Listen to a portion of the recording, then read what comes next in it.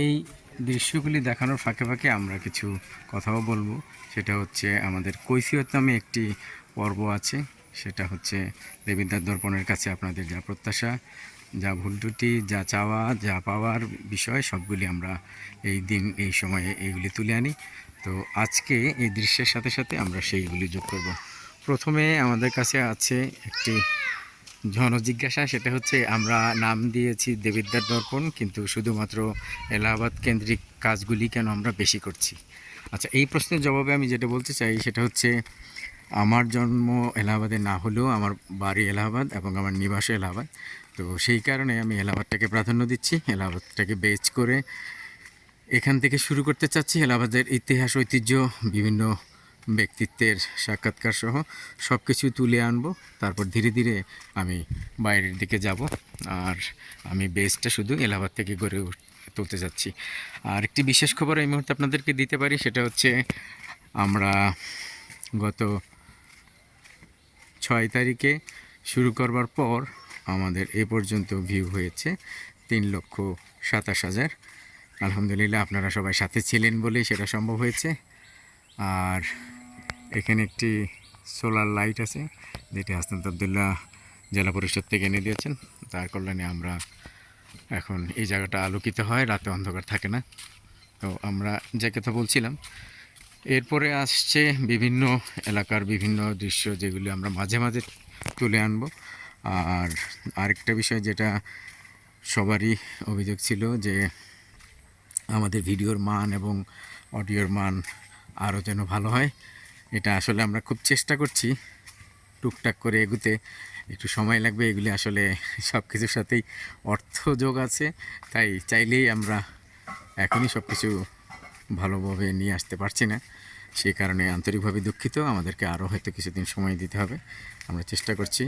বেশ কিছু মানুষ আমাদেরকে সহযোগিতা করছে এই বিষয়ে কাজ করবার জন্যে। আমার সাথে সার্বক্ষণিক এডিটিংয়ে এবং ক্যামেরার পেছনে সবচেয়ে বেশি সাহায্য করে হচ্ছে আমাদের ভাগনা সবুজ। তাছাড়াও আরও বেশ কিছু ইয়াং জেনারেশন আমার সাথে সহযোগিতা করে বিভিন্ন সময় বিভিন্ন কাজে। তো সবার নাম এই মুহূর্তে আসলে মনে পড়ছে না। আমার এই একটা সমস্যা, আমি চট করে মানুষের নাম মনে করতে পারি না।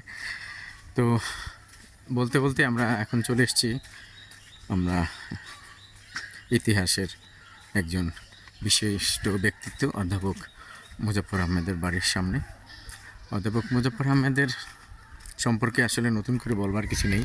তিনি একজন স্বাধীনতার সংগঠক। তিনি এখানেই চিরনিদ্রায় শায়িত হয়ে আছেন। আসসালামু আলাইকুম ইয়াহলাল কবুর। আমরা এখানেই, সাথে ওনার স্ত্রী আমিনা, উনিও আছেন, একই সাথে তারা দুজন। আর এই হচ্ছে অধ্যাপক মুজফ্ফর আহমেদের স্মৃতি সংগ্রহশালা। ওনার বাড়ি বলতে আসলে কিছু নেই, উনি সব কিছুই মানুষকে মানবতার কল্যাণে, এলাহাবাদের কল্যাণে দান করেছেন। তো এই জায়গাটুকু আছে, এখানে আসলে ওনার স্মৃতি সংগ্রহশালা করা হয়েছে। আর এই মাঠটাতেও বিভিন্ন সময় বিভিন্ন রকম সমাবেশ, ওয়াজ মাহফিল, নানান ধরনের সামাজিক কার্যক্রম, এই সবগুলো আসলে করার সুযোগ আছে। এখানে সবাই এইটা ব্যবহার করে। তো এটা একটা আসলে সদকা জারিয়ার মতো। একটা মানুষ চলে গেলেও ওনার কাজ কিন্তু জীবিত থাকে, আর কাজের মাধ্যমেই মানুষও জীবিত থাকে দীর্ঘদিন, যারা তাকে স্মরণ রাখতে পারে। তো সেই রকমই কাজ তিনি করে গেছেন। এবং এই যে রাস্তাটা দেখছেন, সেটাও অধ্যাপক মুজফ্ফর আহমেদের করে যাওয়া রাস্তা। ওনার অর্থায়নেই সেটা হয়েছিল, আমি যেটুকু জানি, ভুল হলে ক্ষমা করবেন। আর এরপরে প্রতিষ্ঠান যেগুলো আছে সেগুলোর পিছনে এই অধ্যাপক মুজফ্ফর আহমেদ এবং ওনার পরিবারের সদস্য এবং ওনার বাড়ির সদস্য, ওনার আত্মীয় স্বজন সবাই আসলে বিভিন্নভাবে জড়িত আছেন। তো আমরা একে একে সেই প্রতিষ্ঠানগুলো আপনাদেরকে দেখানোর চেষ্টা করব। আর এই একটা মাঠ তৈরি হয়েছে, এখানেও ওনার বাড়িরই আরেকজন ভাই তিনি করেছেন। এইখানে ভবিষ্যতে একটি বড় ধরনের মসজিদ হওয়ার কথা। একটা শুধু মসজিদই নয়, মসজিদ কেন্দ্রিক একটা বিশাল আয়োজন থাকবে এখানে। সয়েল টেস্টও করা হয়ে গেছে, হয়তো যে কোনো সময় কাজ শুরু হবে। তারপরে যেটা দেখছেন সেটা হচ্ছে সবচেয়ে বেশি পরিচিত গাবতলী নামে। গাবতলী বলতে আসলে বোঝানো হচ্ছে এই জায়গাটাতে একসময় একটা গাব গাছ ছিল ঠাকুরবাড়ির, খুব সুন্দর একটা গাব গাছ। আর গাব গাছ যদি খালি জায়গায় হয় তাহলে যেটা হয়, চারিদিকে পাতাগুলো এত সুন্দরভাবে ছড়ানো ছিটানো থাকে, গোছানো থাকে, মনে হয় যেন একদম নিজ হাতে কেউ সাজিয়ে রেখেছে এরকম। তো ওই গাব গাছটার কারণে এই জায়গাটার নাম হয়েছিল গাবতলী। এবং এই জায়গাটার প্রথম গাবতলী নামকরণ সম্ভবত করেছিল আমাদের জয়ীর বাড়ির আমাদের এক ছোটো ভাই। তো তখন সবাই মজা করে দুষ্টুমি করে এই কথাটা বললো, আস্তে আস্তে আস্তে আস্তে এক সময় এই নামটা আসলে ছড়িয়ে যায়। এখন সবাই এই নামটাকেই এই জায়গাটাকে চেনে এই নামে। কথা বলতে বলতে আমরা চলে এসেছি এলাহাবাদ ঠাকুরবাড়ি, ঐতিহ্যবাহী ঠাকুরবাড়ি পুকুর। এটা হচ্ছে অনিল ঠাকুর এবং ওনার ভাই এবং ওনার চাচাতো ভাই, ওনারা সবাই মিলেই আসলে এই জায়গাতে বাড়ি তাদের, এখানেই থাকেন তার। আর এটা হচ্ছে আমাদের পুকুর পাড়, বাড়িটার সামনে। আমার বাড়িটা দেখাতে হলে সামনে দিয়ে যেতে হতো, কিন্তু আমরা যেহেতু স্কুলের দিকে যাচ্ছি সেই কারণে আমরা ওনাদের বাড়ির পিছন দিকটা দেখাচ্ছি। এটা হচ্ছে পুকুর। এই পুকুরের সাথে আমাদের অনেক স্মৃতি জড়িয়ে আছে। এছাড়া এখানে একটা ডুমুর গাছ ছিল, এখানে বাঁশঝাড় ছিল, আরও বড় বড় কিছু গাছ ছিল, এগুলিতে ঝুলে ঝুলে পানিতে পড়তো, অনেক মজা করতো। অনেক মানুষ এখানে আসলে গোসল করতো, একসময় খুব জমজমাট ছিল এলাকাটা। তারপর এখন চলে এসেছে এলাহাবাদ প্রাথমিক বিদ্যালয় এবং উচ্চ বিদ্যালয়ের দুটো একই মাঠে, সেখানে। এই হচ্ছে এলাহাবাদ উচ্চ বিদ্যালয়ের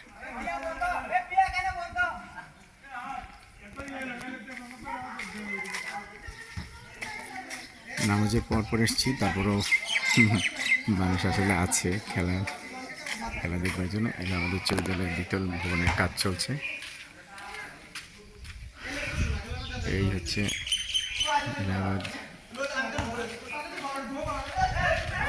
এগুলি আমাদের পাশের বাড়ির ঠাকুর দত্ত বাড়ির যে বাচ্চারা তারা খেলতে এসছে।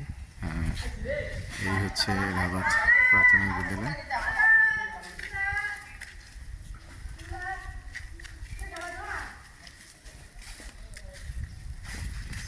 এবার আমরা যাবো এলাহাবাদ মহাবিদ্যালয়ের দিকে।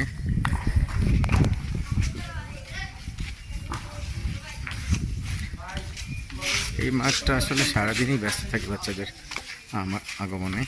এই মাঠ এত ছোট যে বল মারলে আসলে মাঠের বাইরে চলে যায়। ক্রিকেট খেলা তো মানে এক দুজন মাঠের বাইরেই রাখতে হয় শুধু বল করিয়ে আনার জন্য। আর ফুটবল খেলতে গেলেও আসলে বল একটু জোরে মারলে বাইরে চলে যায়। তো আমাদের জন্য সবচেয়ে বেশি প্রয়োজন সেটা হচ্ছে একটা বড় মাঠ। এই বড় মাঠের প্রস্তাবিত জায়গা আমরা ধরে নিয়েছিলাম, যদি এলাহাবাদ উত্তরের যে জায়গাটা বারুর মাঠ বলে যে, ওইখানে যদি কেউ একজন উদ্যোগ নিতেন তাহলে হয়তো বা একটা বড় মাঠ গড়ে তোলা সম্ভব। মহাবিদ্যালয়ে যাওয়ার আগে আমি আরেকটা জিনিস দেখাই, সেটা হচ্ছে কলা চাষ। আমার এক বন্ধু জুয়েল, সে গড়ে তুলেছে এই কলা বাগান, বেশ ভালো সুন্দর হয়েছে আলহামদুলিল্লাহ, মাশাআল্লাহ, দেখতেও ভালো। আর এখানে বিভিন্ন সময় বিভিন্ন মানুষ বিভিন্ন কিছু করেছে, তবে এই কলা চাষটাই সম্ভবত সবচেয়ে সাকসেস হয়েছে বলে আমার মনে হচ্ছে। আমার বাবা এক সময় এই জায়গাটা লিজ নিয়ে নার্সারি করেছিল, বিভিন্ন রকমের ফল গাছ, ফুল গাছ সহ বিভিন্ন রকমের প্রয়োজনীয় গাছ ছিল। এবার আছি আমরা এলাহাবাদ মহাবিদ্যালয়ের সামনে। এখান থেকে আমরা ধীরে ধীরে প্রবেশ করব। প্রবেশ মুখটা সুন্দর হলেও আসলে আমাদের এলাহাবাদ মহাবিদ্যালয়ের যেই সমস্যা রয়েছে সেটা হচ্ছে মাঠ একেবারে নেই। এই যে সামনে যা রয়েছে এটা একটা ধান ক্ষেত, তারপর একটা খালি জায়গা, এবং তারপর একটু জায়গা আছে এলাহাবাদ মহাবিদ্যালয়ের। তো এই জায়গাগুলি যদি আসলে বাড়ানো যেত কোনোভাবে, সুন্দর একটা মাঠ হতো, তাহলে যে একেবারে রাস্তার সাথে যেহেতু ছিল, একদম দৃষ্টিনন্দন একটা জায়গায় পরিণত হতে পারতো।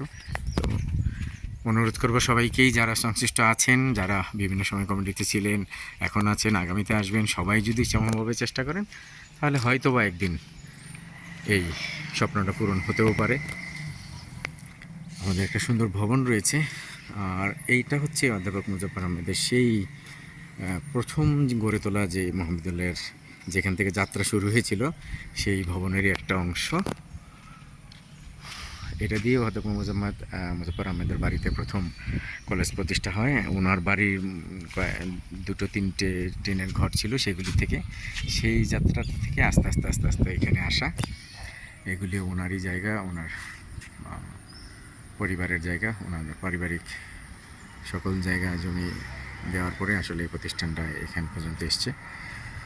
তো এই ছিল আসলে আজকের মতো পর্ব। জুমা মোবারকে আপনারা যারা চেয়েছিলেন আমরা এলাকাগুলি দেখাই, তো আপনাদের ইচ্ছে পূরণ করবার জন্য আজকে চেষ্টা করলাম সামান্যভাবে। নামাজের পরপরই আমি বেরিয়ে এসেছি এখানে। তো কেমন লাগলো আপনাদের? যদি ভালো লেগে থাকে তাহলে কমেন্টে জানাবেন। উৎসাহ পেলে আসলে কাজ করতে ভালো লাগে। আর সামনের দিকে যদি আরও কোনো এলাকা, কোনো জিনিস আপনারা দেখতে চান, জানতে চান সেই সম্পর্কে, সেটাও আমরা চেষ্টা করবো। তবে সম্ভবত চেষ্টা করবেন এলাহাবাদের মধ্যেই, কারণ এখন আমরা শুধুমাত্র এলাহাবাদের মধ্যেই কাজ করার চেষ্টা করছি। আস্তে আস্তে আমরা বাইরে যাব, আমাদের একটা পরিকল্পনা আছে, তবে সেটা একটু সময় নিয়ে আমরা করব। আসলে এই সময়ের দৃশ্যটা দেখুন কি সুন্দর, চারিদিকে সবুজে একদম ঢাকা। বিশেষ করে ধান ক্ষেতটা দেখতে তো দারুণ লাগছে, খুবই সুন্দরভাবে ধানের ফলন হয়েছে আলহামদুলিল্লাহ। এখানে হচ্ছে ধানের চারা, আমাদের এদিকে বলে হালি, কোথায় কি বলে জানি না। আমাদের এই এলাহাবাদ প্রাথমিক উচ্চ বিদ্যালয় এবং মহাবিদ্যালয় তিনটা পাশাপাশি অবস্থান। এই কারণে কোনো বাচ্চা যদি একবার ক্লাস 1-এ ভর্তি হয় তাহলে তাকে আর ইন্টারমিডিয়েট পর্যন্ত চিন্তা করতে হয় না। চাইলে এখানে সে ইন্টারমিডিয়েট কমপ্লিট করে তারপরে অন্য কোথাও উচ্চশিক্ষার জন্য যেতে পারে। এটা আমাদের একটা ভালো দিক হচ্ছে এটা।